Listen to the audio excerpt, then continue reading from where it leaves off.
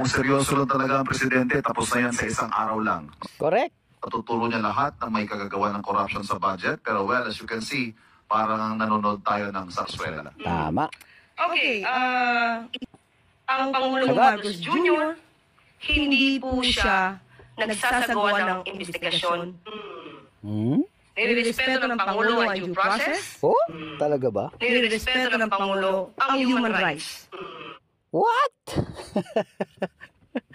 Due process?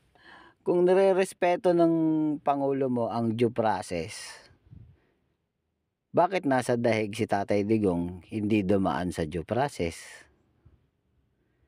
At kung nire-respeto nyo ang human rights, nasaan ang human rights doon?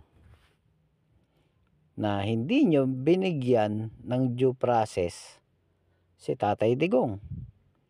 Kung talagang nire-respeto nyo ang human rights at due process, pabalikin nyo dito si Tatay Digong. Ha?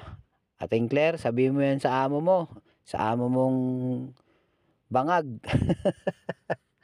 Ay, mag-subscribe kayo mga animal. Puro kayo nood.